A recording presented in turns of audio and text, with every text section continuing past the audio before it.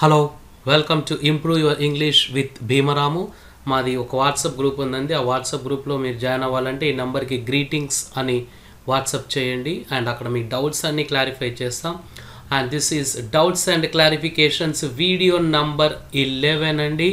మనం ఎన్ని బుక్స్ చదివినా, మనం ఎన్ని వీడియోస్ చూసినా కొన్ని డౌట్స్ మన మైండ్లో అలానే ఉండిపోతాయి. ఆ డౌట్స్ ఉండడం వల్ల మనం ఏంటి అంటే మన కాన్ఫిడెన్స్ లెవెల్స్ అనేవి తగ్గుతూ ఉంటాయి. కాబట్టి మీకున్న డౌట్స్ మాకు కామెంట్ బాక్స్లో పోస్ట్ చేయండి. వాటిని ఖచ్చితంగా మేము క్లారిఫికేషన్స్ ఇస్తాం. మళ్ళీ చాలామంది teachers, students and competitive exam aspirants అడిగిన డౌట్స్ ఇక్కడ మనం 10 డౌట్స్ని క్లారిఫై చేసుకోబోతున్నాం. అదేంటో చూద్దాం.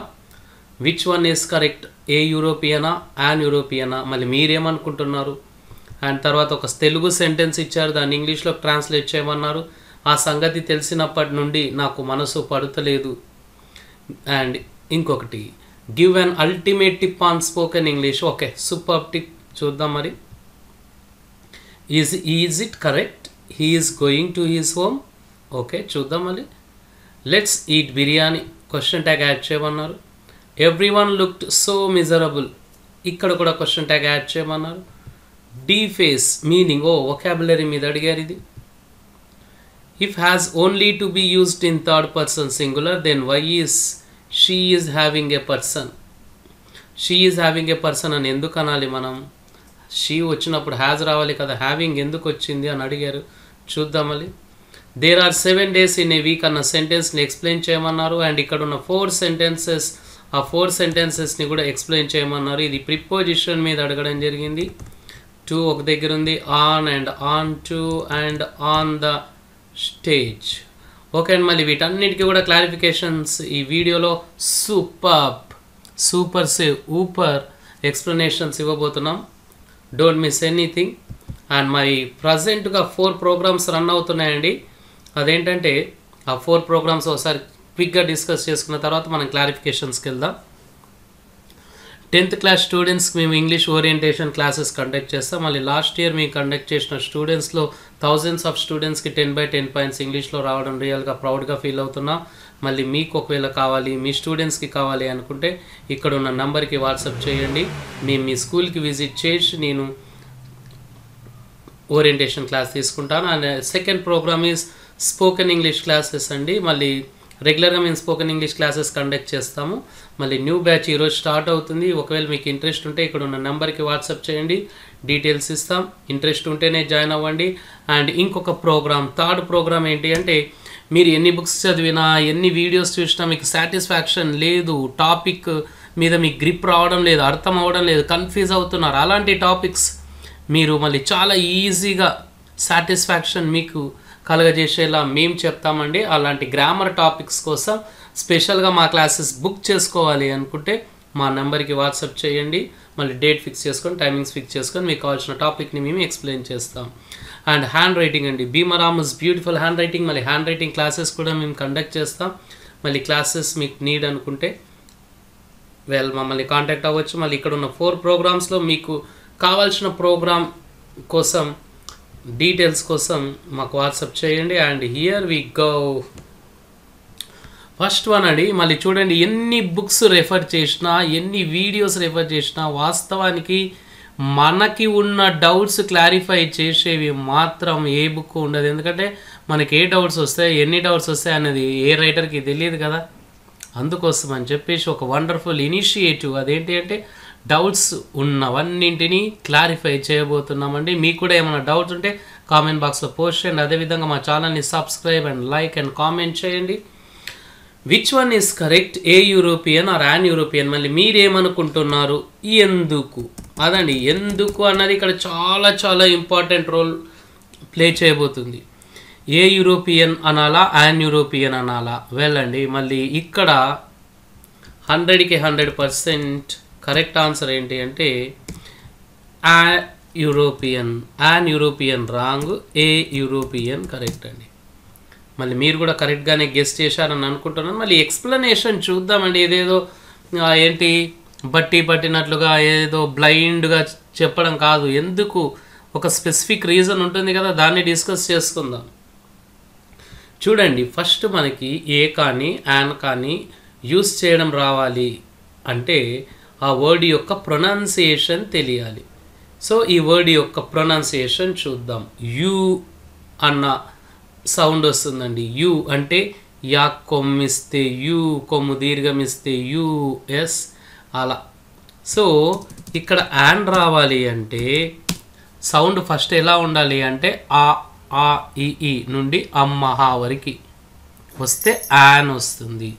ఏ రావాలి అంటే మిగతా సౌండ్స్ అంటే కా నుండి బండిరా వరకు వచ్చినప్పుడు ఏ వస్తుంది. ఇక్కడ మనకి ఏ సౌండ్ వస్తుంది? యూ.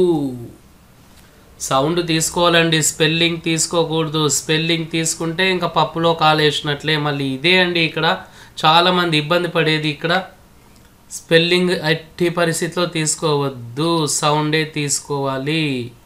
స్పెల్లింగ్ వద్దు, సౌండ్ ముద్దు, గుర్తుపెట్టుకోండి. అండ్ ఇక్కడ యూ అంటే యా సౌండ్ వచ్చింది. యా అంటే కా నుండి బండిరా మధ్యలో ఉన్నది కాబట్టి ఏ యూరోపియన్ అంటామండి. సో కన్ఫ్యూజ్ అవ్వద్దండి. ఇక్కడ మనం కరెక్ట్గా ఆన్సర్ చేయగలగాలి అంటే స్పెల్లింగ్కి బాయ్ బాయ్ చెప్పాలి. Spelling boy boy, sound hi hi. Well, మళ్ళీ ఈ వీడియోని ఎంజాయ్ చేస్తున్నారని అనుకుంటున్నాం. మళ్ళీ చాలా ఇన్ఫర్మేషన్ గ్యాదర్ చేసుకోబోతున్నారండి ఈ వీడియోలో. దీంట్లో మాత్రం ఎలాంటి డౌట్ లేదు. నంబర్ టూ ఈజ్ ఆ సంగతి తెలిసినప్పటి నుండి నాకు మనసున పడుతలేదు. ఓకే, మళ్ళీ ఈ సెంటెన్స్ని ఇంగ్లీష్లోకి ట్రాన్స్లేట్ చేయమని చెప్పారు. ఓకే అండి, మళ్ళీ కామెంట్ బాక్స్లో పోస్ట్ చేశారు ఒకరు. మళ్ళీ వారికి రిప్లై ఇస్తున్నాం. కామెంట్ బాక్స్లో కూడా రిప్లై ఇచ్చాను. మళ్ళీ ఇక్కడ కూడా అందరికీ తెలియాలి ఇలాంటి సెంటెన్సెస్. చూడండి, ఇక్కడ నుండి అన్న వచ్చినప్పుడు మనకి సిన్స్ కానీ ఎవర్ సిన్స్ కానీ వస్తుందండి.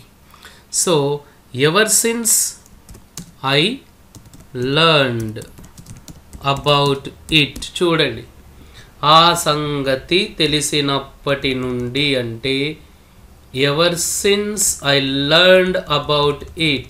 Learned, yes, correct spelling అండి. ever since I learned about it, or లేకపోతే ఆ సంగతి అన్నాం కాబట్టి about that కామా పెట్టేసుకుందాం. I haven't been at peace అంటామండి. అంటే మనశ్శాంతిగా లేదు, మనసున పడుతలేదు. చూడండి, ఇలా సిన్స్ వచ్చినప్పుడు ఏం రావాలి అంటే సిన్స్ ఉన్న పార్ట్లో V2 వస్తుంది అండ్ సిన్స్ లేని పార్ట్లో హ్యావ్ వస్తుందండి. హ్యావ్ ఫామ్ వస్తుంది. హ్యావ్ ప్లస్ V3 లేదా బీన్ తీసుకుంటాం. ఇక్కడ ఐ హ్యావెంట్ ఫౌండ్ పీస్ అని కూడా తీసుకోవచ్చండి. సో ఆ సంగతి తెలిసినప్పటి నుండి నాకు మనసున పడుతలేదు అంటే ever since I learned about that I haven't been at peace అండి. మళ్ళీ number 3, give an ultimate tip on spoken English. Well, మళ్ళీ ఈ టిప్ ఫాలోఅప్ చేస్తే మీరు కూడా ఖచ్చితంగా మీ యొక్క ఇంగ్లీష్ ఇంప్రూవ్ చేసుకోగలరు. మళ్ళీ మీరేమనుకుంటున్నారు, ఈ క్వశ్చన్కి ఆన్సర్ మీరేమనుకుంటున్నారో ఒకసారి మీ మైండ్లో ఫిక్స్ చేసుకోండి. మళ్ళీ మా ఆన్సర్తో కంపారిజన్ చేసుకోండి. ఎన్నో టిప్స్ ఉన్నాయండి. మళ్ళీ అల్టిమేట్ టిప్ ఏంటి అంటే స్పీకింగ్ కమ్స్ బై స్పీకింగ్. అంటే మాట్లాడడం ద్వారానే వస్తుంది. ఇప్పుడు చూడండి, స్విమ్మింగ్ చేయాలి, మంచి స్విమ్మింగ్ పూల్ దగ్గరికి వెళ్ళి ఊరికే కూర్చొని వస్తే అయిపోతుందా? స్విమ్మింగ్ రాదు కదా. స్విమ్మింగ్ పూల్లోకి దిగాలి, అప్పుడు మనం ట్రై చేయాలి, స్విమ్ చేయాలి, మునగాలి, అప్పుడే స్విమ్మింగ్ వస్తుంది. అంటే స్విమ్మింగ్ రావాలి అంటే ఏం చేయాలి? స్విమ్మింగ్ చేయాలి. అండ్ ఇప్పుడు కుకింగ్ చూద్దాం. కుకింగ్ రావాలి అంటే వరల్డ్స్ నంబర్ 1 బుక్ తీసుకొచ్చి ముందర పెట్టుకొని చదువుకుంటూ పోతే కుకింగ్ వస్తుందా? రాదు కదా. పొయ్యిని వెలిగించాలి, అప్పుడు మళ్ళీ దాని ప్రకారంగా మనం చేసుకుంటూ వెళ్ళాలి, ఆ ప్రొసీజర్ ప్రకారంగా. సో అలా కుకింగ్ చేస్తేనే కుకింగ్ వస్తుంది. డ్రైవింగ్ రావాలంటే డ్రైవింగ్ చేస్తేనే డ్రైవింగ్ వస్తుంది. అదేవిధంగా ఇంగ్లీష్ మాట్లాడడం రావాలి అంటే మీరు ఇంగ్లీష్ మాట్లాడాలి. So speaking comes by speaking. Sir మళ్ళీ నాకు మిస్టేక్స్ పోతాయి సార్.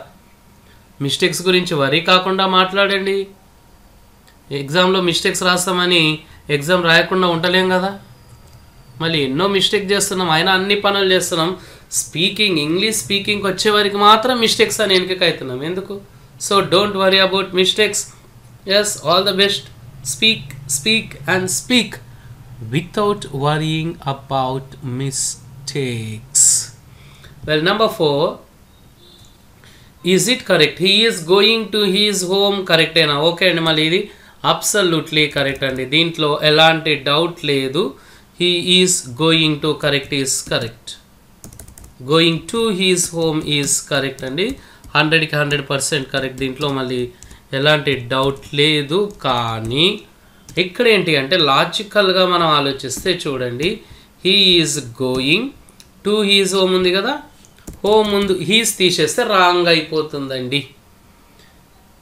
అంటే హోమ్ ముందు టు వాడకూడదు, మళ్ళీ హీజ్ హోమ్ అలాంటప్పుడు వాడుకోవచ్చు, కానీ హోమ్ ఉన్నప్పుడు వాడకూడదు. He is going home wrong, I am going home wrong, they are going home wrong, I mean he is going to home wrong, I am going to home wrong, they are going to home wrong. ఇలా to home పెట్టొద్దు. Home ముందు మనం to పెట్టాలి అంటే my, his, her అలాంటి words వస్తేనే వస్తాయండి, లేకపోతే రాదు. సో ఎందుకు రాదు చూడండి, ఇక్కడ హోమ్ అన్నది ఒక అడ్వర్బ్గా వాడుతూ ఉన్నాము మనం. క్రియలని మనం అడ్వర్బ్ అని. ఎస్ అంటే వర్బ్ అంటే క్రియ, అడ్వర్బ్ ఎస్ మళ్ళీ క్రియా విశేషణం అవుతుంది. కాబట్టి అడ్వర్బ్స్ ముందు ఎప్పుడు మనం ప్రిపోజిషన్ వాడమండి. మనం ప్రిపోజిషన్ వాడేది నౌన్స్ ముందు మాత్రమే ప్రిపోజిషన్ వాడతాము. ఇక్కడ మళ్ళీ హోమ్ని నౌన్గా తీసుకోలేదు, అడ్వర్బ్గా తీసుకున్నారు. మళ్ళీ ఇక్కడ స్కూల్, హైదరాబాద్ అలా పెట్టుకోవచ్చు. గోయింగ్ టు స్కూల్ అనొచ్చు, గోయింగ్ టు షాప్ అనొచ్చు, గోయింగ్ టు హైదరాబాద్ అనొచ్చు, ఎందుకంటే అవి నౌన్స్ అవుతాయి. స్కూల్, హైదరాబాద్, షాప్ అవి నౌన్స్ అవుతాయి. హోమ్ ఇక్కడ అడ్వర్బ్ అవుతుంది. కాబట్టి అడ్వర్బ్ ముందు ఎప్పుడు ప్రిపోజిషన్ రాదు, నౌన్ ముందే రావాలి. కాబట్టి he is going to home wrong, దీన్ని కరెక్ట్ చేయాలంటే హీ ఈజ్ గోయింగ్ హోమ్ అండి. And moving on to number 5, let's eat biryani. Question tag add చేయమన్నారు. మళ్ళీ మీరేమనుకుంటున్నారు క్వశ్చన్ ట్యాగ్ ఏమవుతుంది? ఎస్ చూడండి, shall we. Sir shan't we కాదా, షాల్ వి అంటున్నారు ఏంటది అని మీరు అనుకోవచ్చు. చూడండి ఇక్కడే వచ్చిన ఇబ్బంది అండి మనకి. ఇది క్వశ్చన్ ట్యాగ్లోని స్పెషల్ కేస్. స్ట్రేంజ్గా ఉంటాయి కొన్ని. ఏంటో చెప్తాను చూడండి. లెట్స్ అని మీకు స్టేట్మెంట్ ఇక్కడ చూడండి, లెట్స్ ఈట్ బిర్యానీ అని ఉంది కదా. లెట్స్ అన్నది స్టేట్మెంట్ బిగినింగ్లో వచ్చింది. అప్పుడు మనం రూల్ ప్రకారంగా ఇది స్పెషల్ రూల్ అండి. Strange question tag shall we వాడాలి. మీకు అయినప్పటికీ ఒక డౌట్ వస్తుంది, సార్ ఈడ పాజిటివ్ ఉంది స్టేట్మెంటు, క్వశ్చన్ ట్యాగ్ కూడా పాజిటివ్లో ఉంది. జనరల్ రూల్ ప్రకారంగా స్టేట్మెంట్ పాజిటివ్ ఉంటే క్వశ్చన్ ట్యాగ్ నెగిటివ్లో ఉండాలి కదా. ఎస్, అందుకోసమే చెప్పాం ఏంటి ఇది స్ట్రేంజ్, వింతగా ఉంటుంది. ఇలా వింతగా ఉండే క్వశ్చన్ ట్యాగ్స్ చాలా ఉన్నాయండి. మళ్ళీ అవి కూడా చూద్దాం. ఒకవేళ నాట్ ఉందనుకోండి అప్పుడు కూడా షాల్ వీనే వస్తుంది. అంటే లెట్స్ వచ్చినా, లెట్స్ నాట్ వచ్చినా షాల్ వి. ఇంక ఇక్కడ మనకి జనరల్ రూల్ అన్నది అప్లై కాదు. ఏంటా జనరల్ రూల్? స్టేట్మెంట్ పాజిటివ్ ఉంటే క్వశ్చన్ ట్యాగ్ నెగిటివ్ ఉండాలి, క్వశ్చన్ ట్యాగ్ నెగిటివ్ ఉంటే స్టేట్మెంట్ అలా పాజిటివ్లో ఆపోజిట్లో ఉండాలి అన్నది ఉంది కదా, ఇక్కడ వర్తించదండి. సో మళ్ళీ కన్ఫ్యూజ్ అవ్వద్దండి. 100కి 100% ఇక్కడ లెట్స్ వస్తే షాల్ వి రావాలి question ట్యాగ్లో.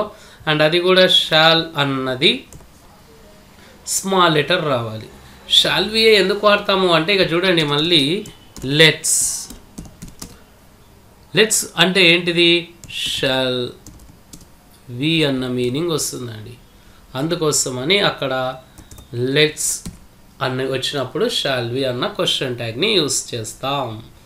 And number 6, everyone looked so miserable. Miserable అంటే వెరీ సాడ్ అండి, చాలా బాధపడుతున్నారు, అందరూ కూడా బాధగా కనిపిస్తున్నారు. క్వశ్చన్ ట్యాగ్ యాడ్ చేయమంటున్నాడు. Okay fine. ఇక్కడ జనరల్ రూల్ అప్లై చేసుకోవచ్చు. ఏంది? స్టేట్మెంట్ ఇది పాజిటివ్లో ఉంది, క్వశ్చన్ ట్యాగ్ ఎలా ఉండాలి? నెగటివ్లో ఉండాలి. సో ఎప్పుడైతే స్టెమ్ అంటే స్టేట్మెంట్, ఎప్పుడైతే మనకి స్టేట్మెంట్ పాజిటివ్లో ఉంటుందో క్వశ్చన్ ట్యాగ్ అన్నది నెగటివ్లో ఉండాలి. ఎస్. సో ఇక్కడ మనకి పాజిటివ్లో ఉంది స్టేట్మెంట్ కాబట్టి, అంటే నాట్ లేదు కాబట్టి పాజిటివ్లో ఉంది. క్వశ్చన్ ట్యాగ్ మళ్ళీ నెగటివ్లో ఉండాలి. మళ్ళీ ఎలా చేయాలో చూద్దాం. ఈ నెగటివ్ క్వశ్చన్ ట్యాగ్ స్ట్రక్చర్ ఏంటో చూద్దాం. హెల్పింగ్ వర్బ్ వచ్చి, తర్వాత ఎన్టీ వచ్చి, సబ్జెక్ట్ వచ్చి, క్వశ్చన్ మార్క్ వస్తుంది. ఇది నెగటివ్ క్వశ్చన్ ట్యాగ్ అండి. Formula helping verb, NT, subject, question mark. ఇక్కడ హెల్పింగ్ వర్బ్ ఏంటి? ఓ లేదు, హెల్పింగ్ వర్బ్ లేదు. మళ్ళీ అలాంటప్పుడు ఏం తీసుకోవాలి? మెయిన్ వర్బ్ తీసుకోవాలి. మెయిన్ వర్బ్ని హెల్పింగ్ వర్బ్గా చేంజ్ చేసుకోవాలి. ఇక్కడ ఈడీ ఉంది కాబట్టి, పాస్ట్ కాబట్టి డిడ్ వస్తుంది. సో డిడ్ ఎందుకు వాడాము అంటే ఇక్కడ చూడండి, ఇది మెయిన్ వర్బ్ V2లో ఉంది కాబట్టి డిడ్ వస్తుంది. ఒకవేళ లుక్ వస్తే V1 వస్తే డూ వస్తుంది. లుక్స్ V5 వస్తే డస్ వస్తుంది. సో డూ, డస్, డిడ్ అలా ఇక్కడున్న వర్బ్ని బట్టి యూజ్ చేసుకుంటాం.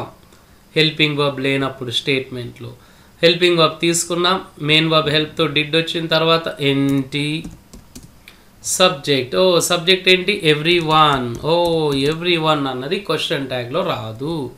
దీన్ని ప్రొనౌన్గా, అది పర్సనల్ ప్రొనౌన్గా చేంజ్ చేసుకోవాలి. ఎవ్రీ వన్ అన్నది ఇండెఫినిట్ ప్రొనౌన్. మనకి ఇక్కడ ఓన్లీ పర్సనల్ ప్రొనౌన్లే రావాలి. అంటే దే, డిడింట్, దే అన్నది క్వశ్చన్ ట్యాగ్ అండి ఈ స్టేట్మెంట్కి. సో కంప్లీట్ క్లారిటీ వచ్చింది అనుకుంటాను. What is the meaning of deface? Okay అండి, మళ్ళీ న్యూస్ పేపర్స్ రీడ్ చేస్తూ ఉంటే ఇలాంటి వర్డ్స్ మనం ఎన్కౌంటర్ అవుతూ ఉంటాం, చూస్తూ ఉంటాం. డీఫేస్ అంటే స్పాయిల్ చేయడం అండి, డ్యామేజ్ చేయడం. ఏం డ్యామేజ్ చేయడం? ముఖ్యంగా సర్ఫేస్ని డ్యామేజ్ చేయడం. సర్ఫేస్ పై భాగాన్ని మాత్రమే డ్యామేజ్ చేయడం అండి, మొత్తం కాదు. ఆఫ్ సంథింగ్, ఒక బుక్ లేదా ఒక వాల్ లేదా ఒక స్టాచ్యూ, దాన్ని మనం సర్ఫేస్ పై భాగాన్ని మాత్రమే డ్యామేజ్ చేస్తే దాన్ని డీఫేస్ అంటాం. And 8th one, if has only to be used in third person singular, then why is she is having a pen? Okay, మళ్ళీ has, she వచ్చినప్పుడు has ఏ రావాలి. మళ్ళీ ఇక్కడ ఇంగు ఫామ్, ఐ మీన్ హ్యావ్ ఎందుకు వచ్చింది అని అడిగారు. ఓకే ఫైన్, మళ్ళీ చూద్దాం. చూడండి, she is having a pen అన్నది కరెక్ట్ సెంటెన్స్ కాదు. 100కి 100% రాంగ్ సెంటెన్స్ ఇది. ఎందుకంటే హ్యావింగ్ అంటే తినడము లేదా త్రాగడము అన్న మీనింగ్ వస్తుంది. కామన్ మిస్టేక్ చేస్తుంటారు చాలామంది, అందరూ కాదు, చాలామంది చేస్తుంటారు. మళ్ళీ తెలుసో తెలియక వాళ్ళు అలాంటివి చేస్తూ ఉంటారు. మళ్ళీ తెలుసుకోండి, ఇప్పటి నుంచి అలాంటి మిస్టేక్ చేయకూడదు. అంటే she is having a pen అంటే ఏంటిది? She is eating a pen, pen తింటుంది అన్న మీనింగ్ వస్తుంది. రాదు కదా, అలా తీసుకోకూడదు కదా. సో మనం దీన్ని ఇలా కరెక్ట్ చేసుకోవచ్చు. She has a pen. So మీరు అడిగిన సెంటెన్స్ రాంగ్ అండి. ఇక్కడ మనకు ఖచ్చితంగా హ్యాజ్ ఏ వస్తుంది 100కి 100%. ఎందుకంటే షీ థర్డ్ పర్సన్ సింగులర్లో ఉంది కాబట్టి హ్యాస్ వాడాలి. And next explain the sentence. Okay, there are 7 days in a week. మళ్ళీ మనం స్కూల్స్లో లర్న్ చేసాం, టీచర్స్ నేర్పించారు. ఇది ఇప్పటికీ మనకి గుర్తుంది. ఏంటి అంటే ఇక్కడ చాలామందికి వచ్చే డౌటు, దేర్ అంటే అక్కడ, అంటే అక్కడ వీక్లో 7 days ఆ మీనింగ్ కాదండి. ఇక్కడ దేర్ గురించి మనం తెలుసుకోవాలి. చాలామంది మళ్ళీ దేర్ గురించి వాడుతూ ఉంటారు సెంటెన్స్లో, కానీ ఆ దేర్ ఏంటి, దాని కథ ఏంటి, దాని కార్ఖానా ఏంటి అన్నది ఎక్కువగా తెలియకపోవచ్చు చాలామంది. మళ్ళీ చూద్దాం. దేర్ అన్నది సబ్జెక్ట్ అండి, డమ్మీ సబ్జెక్ట్. దీనికి మీనింగ్ లేదు లేదు లేదు. దేర్ అంటే అక్కడ అన్న మీనింగ్ కాదండి ఈ సెంటెన్స్లో. జస్ట్ అలా ఇంట్రోడక్టరీ వర్డ్ అంటాం, మీనింగ్ లేని వర్డ్ అండి. దాన్ని సెంటెన్స్ని స్టార్ట్ చేసుకోవడానికి, ఇంట్రడ్యూస్ చేసుకోవడానికి వాడతాము అంతే, అంతకు మించి ఏమీ లేదు అక్కడ. ఒకవేళ దేర్ అక్కడ అన్న మీనింగ్ ఏంటంటే ప్లేస్ గురించి చెప్పినప్పుడు మై బ్యాగ్ ఈజ్ దేర్ అంటాం, అంటే నా బ్యాగ్ అక్కడ ఉంది అని. So there is my bag on the chair అలా వస్తుంది. So that is the point అండి. మళ్ళీ దేర్ అన్నదానికి మీనింగ్ ఉండదు. సెంటెన్స్ బిగినింగ్లో మనం ఇంట్రొడక్టరీ అంటాం. ఒకవేళ అక్కడ అన్న మీనింగ్ అంటే మనం ప్లేస్ గురించి చెప్పాలి అన్నప్పుడు వస్తుంది. సో ఇలానే ఇంకా దేర్ డమ్మీ సబ్జెక్ట్ అండి, దానికి మీనింగ్ ఉండదు. మళ్ళీ ఇక్కడ మనకి లాస్ట్ బట్ నాట్ లీస్ట్ చాలా చాలా సూపర్ క్వశ్చన్ అడగడం జరిగింది. దట్ ఈజ్ నథింగ్ బట్ మళ్ళీ ప్రిపోజిషన్ మీద ఇక్కడ క్వశ్చన్ అడగడం జరిగింది. మళ్ళీ he Ryan to the stage, he Ryan on the stage, he Ryan on to the stage, he jumped on the stage. మళ్ళీ వీటన్నింటినీ ఎక్స్ప్లెయిన్ చేయమన్నారు. మళ్ళీ 1 by 1 వీటిని మనం ఇప్పుడు డిస్కస్ చేసుకోబోతున్నాం. ఈ వీడియోలోని చివరిది. మళ్ళీ లెటర్ రైటింగ్ మీద, ఫోనెటిక్స్ మీద చాలా అడుగుతున్నారు. ఓకే అండి, మళ్ళీ సింపుల్గా ఒక పాయింట్, మా క్లాసెస్ మీరు బుక్ చేసుకోండి. మీకు కావాల్సిన టాపిక్ మేము క్లియర్ కట్గా ఎక్స్ప్లెయిన్ చేస్తాం. మీకు ఏం కావాలి అంటే మళ్ళీ ఫస్ట్ మనకి he Ryan to the stage అన్న దాంతో స్టార్ట్ చేసుకుందామండి. He Ryan to the stage అంటే అతను స్టేజ్ డైరెక్షన్ వైపు అంటే స్టేజ్ వైపు పరిగెత్తాడు అని. కానీ ఇక్కడ స్టేజ్ పైకి పరిగెత్తాడు అన్న మీనింగ్ రాదండి. అంటే ఇది స్టేజ్, ఇలా స్టేజ్ ఉంది, అతను ఇక్కడ ఇలా ఉన్నాడు, ఇలా పరిగెత్తాడు, అంతేగాని స్టేజ్ మీదికి పరిగెత్తాడు అన్నది కాదు. ఆ స్టేజ్ వైపు, towards the stage, direction of the stage అన్న మీనింగ్ వస్తుంది ఇక్కడ 2 తీసుకుంటే.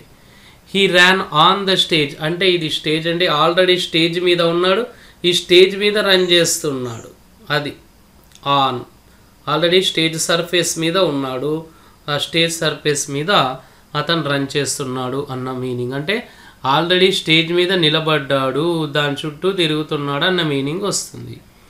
He jumped on to the stage అంటే అతను స్టేజ్కి దగ్గరలో ఉన్నాడు కానీ స్టేజ్ మీద లేడు. స్టేజ్కి దగ్గరలో ఉన్నాడు అండ్ ఏం చేశాడు అంటే ఆ స్టేజ్ మీదకి దుంకాడు. ఇక చూడండి, ఇది స్టేజ్ కదా, అండ్ ఈ స్టేజ్ దగ్గరలో ఉన్నాడు, అతను స్టేజ్ మీద లేడు. ఏం చేశాడంటే ల్యాండ్ అయ్యాడు, ఈ స్టేజ్ మీదకి ల్యాండ్ అయ్యాడు. అప్పుడు he jumped on to the stage అని అంటే అక్కడ మూమెంట్ అన్నది వచ్చింది.